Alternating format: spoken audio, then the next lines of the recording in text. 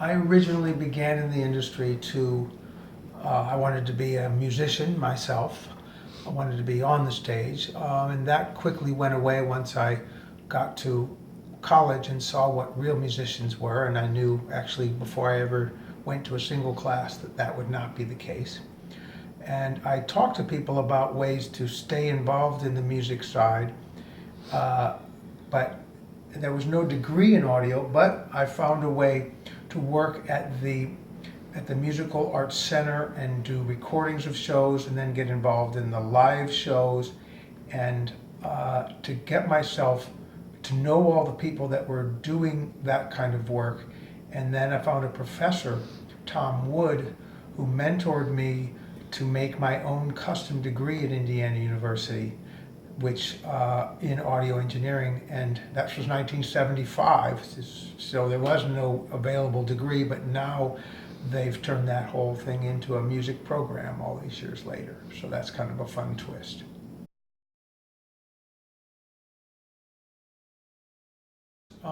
As I became interested in doing the live sound and started touring, I was working for a Texas-based company, Showco, but I knew that I wanted to be in San Francisco because all of the music that I wanted to be part of, the stuff that had inspired me, was the San Francisco music, the Grateful Dead and the Jefferson Airplane and these kind of people. And so I struck up a relationship with FM Productions and got a job with them. And that's what inevitably led me to meeting John Mayer, because he was the one who was working with them, designing systems for them as a speaker maker. And then when he started Meyer Sound, I was already had heard the products and was interested in it, and became one of the first customers specifying their gear in a club, and that started a lifelong relationship starting in 1979. And when the company expanded, then I saw an opportunity for me to join and close my company and join the company and to do their testing. What was really, of course, a key thing was that I had road experience. I could talk to front of house engineers. I knew what their job was. I had toured, I had loaded trucks, but I also had a deep bench tech capability. I could measure things, I could troubleshoot circuits, all of these kind of things. So I had this very nice suite of skills. And when the SIM program started, I had both the analytical science side test capability and the knowing what's going on and be able to relate to people in the field capability, and that was the springboard to my going forward and becoming, having SIM become the center of my life, the acoustic measurement stuff.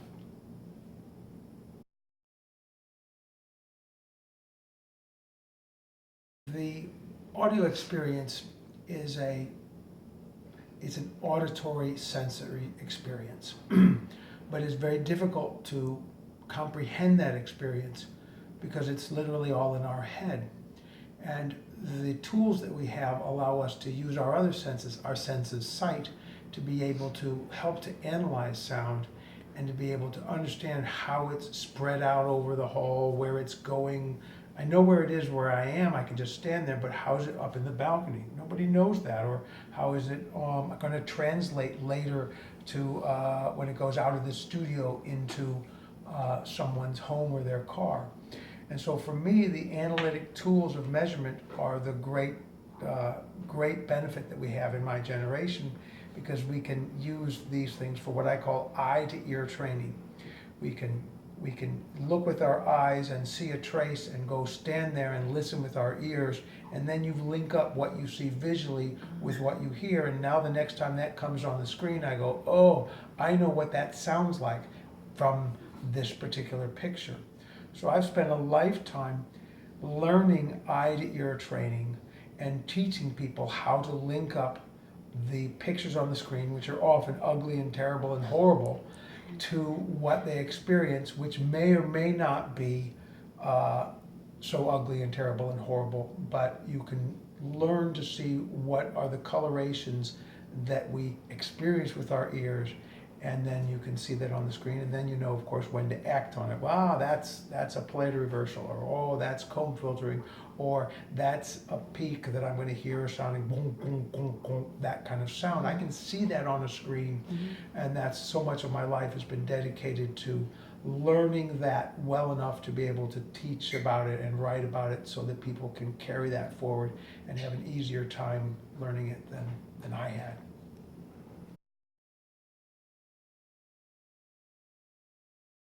All of us in the sound business, whether you're doing live sound or studio or theater, or whether you're in a house of worship, it's a hybrid world between the artistic expression and the scientific realities. And there are a huge number of people that can counsel you in all the things you need to know artistically for your particular set of skills, your area of expertise. But the physics are pretty much the same for all of these worlds, okay? And so anything that you learn in the world of physics helps you to understand and demystify the sound so that it's not so mysterious and so unexpected, the results that you get. So I really emphasize to people to get a focus on acoustical physics and on the way that those physics, how they interact with our perception of tone, for example, and our perception of spatiality and reverberation, or, for example, learning how your anatomy localizes in the horizontal plane so that we can use delay or panning or these things to make images move left or right or in the vertical plane. You have to know both the acoustics and the psychoacoustics, because that's the bridge between your artistic world and our perception world and our physical world, is in that psychoacoustic where the translation happens between physical science and artistic experience.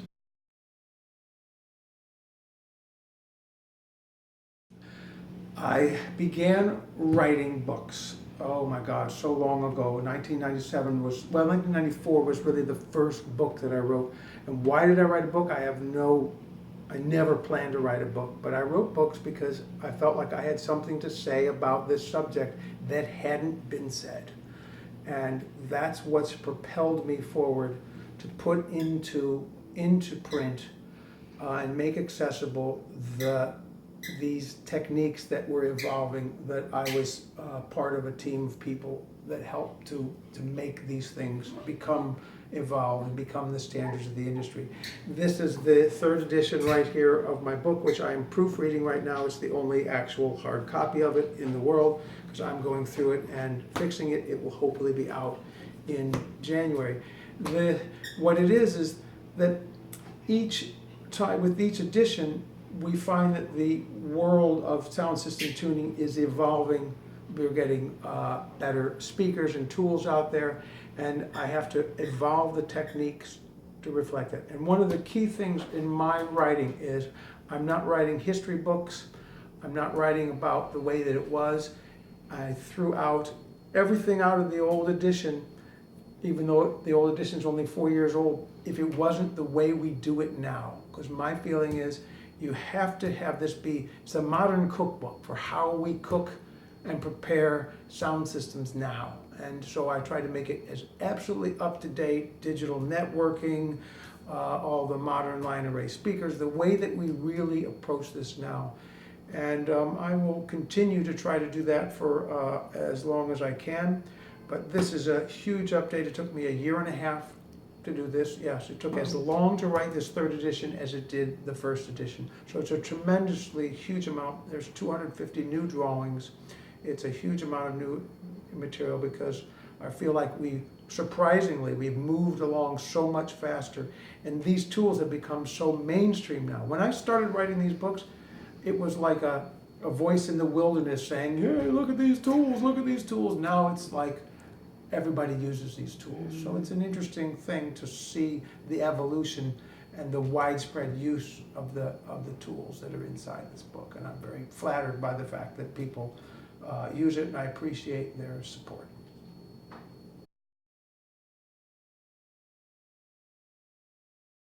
I have been doing seminars of various sorts since 1987. Basically, my seminars have been pretty much, you could sum it up as saying, whatever we know now about this field is what's in the seminar. It's not a static thing, it's a constantly moving and progressing thing. I adapt my seminars to my audience on a case-by-case basis. I ping like a sonar. I'm constantly asking questions to make sure that I keep everybody on the bus, because I want to have everybody involved. But it is advanced material, I will fully and readily admit, but it is, I believe, presented in a way that people that are young and new can still find a lot in the seminar, and people that are veterans in the field can find a lot in the seminar. It's a very endlessly deep subject matter, because of the analysis and treatment of sound systems is not something that's static. It has all these layers. I like to say it's like peeling an onion. What happens when you peel an onion? You get another layer underneath, and another layer underneath, and each time you pull a new layer, it just makes you want to cry. Okay? And that's the knowledge base of this. We go to our seminars and we just peel as many layers off as we can in order to find as much material in the days that I have. And I'll make it, I do seminars of all different lengths, but essentially it's the same basic subjects. How to quantify the behavior of sound systems with measurement tools, and how to design systems that can best benefit being measured and tuned with these measurement tools.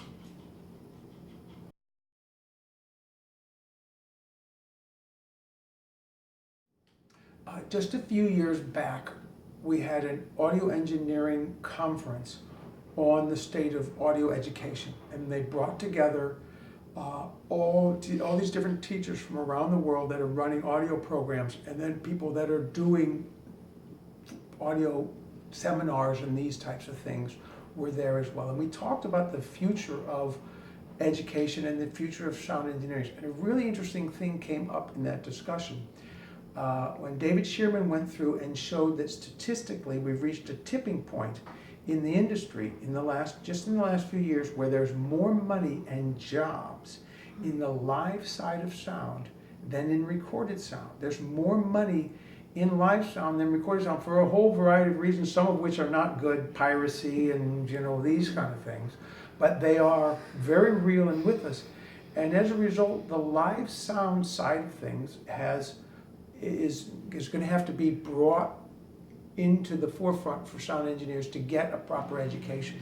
Because up to this point, it's easy to teach studio sound. It's like you can make a clean little place in a school, a little studio. You can teach people it's nice, sterile, clean, simple. Teaching people live sound is a much harder thing to do. But education is critical in this thing. The modern sound engineer has to understand almost IT level of information technology networking. It's a reality that you have to know the ones and the zeros and how the sound gets there, because it's no longer a case that analog is king. Analog is losing the market share. And in the whole history of audio, we've never seen digital give back any of the market share that it's taken. So you're going to have to learn digital networking, digital information technology, and the laws of physics, the acoustical side of it. That part is still going to stay analog. So you got to be bilingual now, digital and analog, and that's an interesting challenge. The more education you get, the more foundation you get, the better off you're going to be in terms of your staying power and your employability. Always, of course, there's an artistic side, but that part we all find at least there's much we can learn, but we all love to learn that part because it's fun, it's sexy, it's all those great things, right? But getting your head into inside of a digital networking with Wireshark and figuring out where the bits are going, that's no fun. That doesn't inspire us, but it's what we need to know to get from point A to point B nowadays. And it makes an interesting new challenge for the young engineer.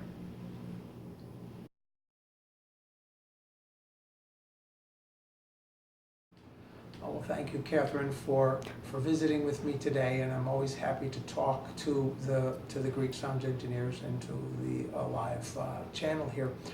I want to come back to Greece someday and see you. I have a great love for Greece. It's a beautiful country and very warm people, and I hope someday to come back and visit your country. And I'd actually love to see a show there someday. That would be great fun to experience. And maybe the acoustics of the Greek theater at Epidaurus or one of those great places.